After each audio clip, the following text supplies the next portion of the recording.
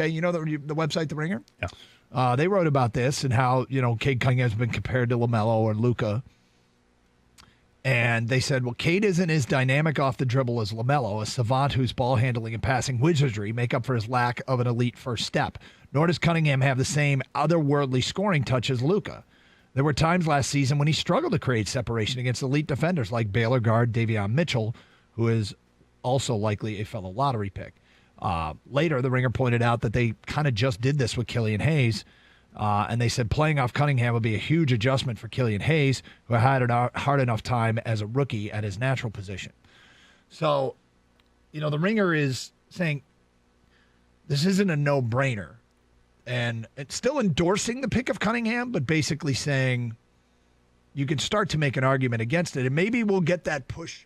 You know how these things get cyclical, where the reporting will eventually move on to it could be somebody other than Cunningham. There's going to be the workouts that the players get involved in, the private workouts. There's going to be interviews. There's going to be lots of trade talk because it is the NBA. I mean, famously, they had the draft at the Palace where Chris Webber was traded. Right. The first pick overall was traded. I mean, that was exciting as all hell. And I was there for it just as a fan, and it was amazing. These things will happen. It's definitely not set in stone. And the way that Troy Weaver approached it, I mean, his dynamic personality is what Troy Weaver can do, but I love what he does. The results are great. So he's going to take a long time, examine every angle on it, and it's certainly not a slam dunk that Cade Cunningham is the guy. And I don't think it's a slam dunk that they stay at 1. Yeah, I think it's a slam dunk that you take Cade Cunningham number 1, because I don't think that ridiculous trade offer comes. So I think it's a slam dunk. But that doesn't mean it is a slam dunk. With all respect due to myself, just because I think it's a slam dunk doesn't sin license to yourself. To rip on myself. Yeah. Just because I think it's a slam dunk doesn't mean it is a slam dunk. Look, I think it's likely the Pistons stay at 1 and select Cade Cunningham. But to not think that they could trade that pick or that Troy Weaver might view somebody else as a better option for this team, I think that would be foolish to think that that's not in there. And there are teams that if you're picking, I mean, for me personally, if it's me, if I'm not going to take Cade Cunningham, I better be locked in on one of those other guys that I want. And I will trade back, but you're gonna have to give me a lot to trade back. And I think there are teams that will give you enough to trade back. You do think that call will come? I think absolutely. I think that call comes. I think if Houston is absolutely in love with Cade Cunningham, and there they are standing at 2, they've got the 2nd overall pick. They want the Texas kid? They want the kid. And if they want the kid, what's it going to take to get him? Cade Cunningham's from Texas, so people don't know what we're referencing. If Houston wants to move up a spot to take a kid from their home state. Would you trade back 1 spot with Houston to get that 2nd pick overall? Let's say you take Jalen Green at that point, and you get like 2 future first-round picks from Houston, who's not a good team right now. So, and let's say those picks aren't lottery protected. I mean, would that make sense? Would that be something like, well, okay, all right, hold on. Maybe I shouldn't get so big and bold. Yeah. Because I think you'd be a fool not to take. Well, let me back up here and say Jalen Green was my 2nd favorite prospect in this draft. Mm-hmm. That's why I said Jalen Green. You did a nice job. Thank you. You've created something that's making me think. Would I take number 2 and 2 1s?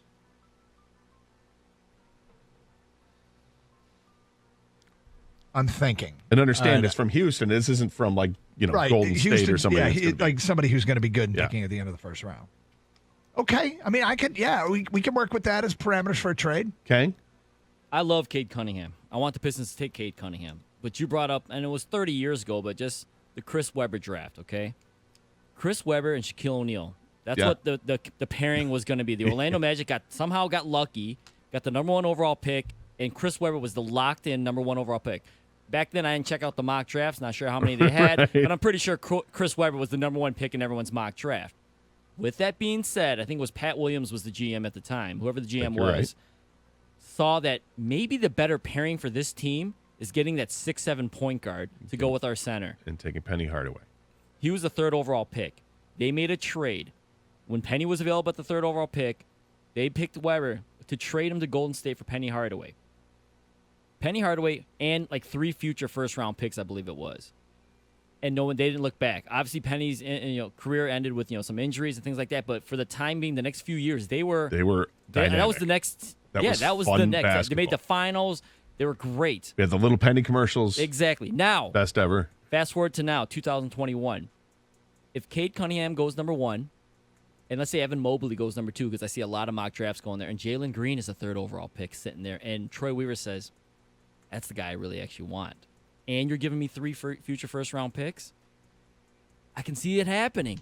I can. And I believe in Weaver so much and his talent evaluation and his team that although I'd be like, oof, you better be right on this. Yeah. I like Jalen Green a lot. So he's my next guy too, Doug. If it's not Cade Cunningham, it's Jalen Green, but only if you trade back. But yes, that door is open if you're asking me, Cade or trade. Who's got 3? Is it Cleveland? Cleveland. Yeah, Okay. Cleveland. So another team that's not going anywhere anytime soon. I'm just to point out, so if you're going to trade back, Yeah. the picks you're getting aren't going to be in the 20s. Players, but The picks you're getting back are likely to be top lottery 5 picks or something. Yeah. I guess. I mean, you just wait 50 years for this. I know. and then you trade it. I do think there's a significant. Sounds disgusted already. You sound defeated, like they just traded the top pick. No, we're talking about it. You're acting like it's already happened. We're never gonna win. Can't believe this. I was so excited too. I do, but I mean, I think there is a gap. I think there's Cade as the best prospect in the draft, and then 3 to 4 other guys that are good prospects, but you just don't know. There's so little evidence on them.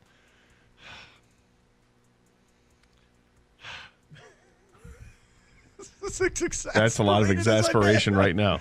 248-539-9797. I'm also exasperated. Something just happened to me that happens. I'm sure everybody's had to deal with it at one point or another, and it sucks. Oh, what?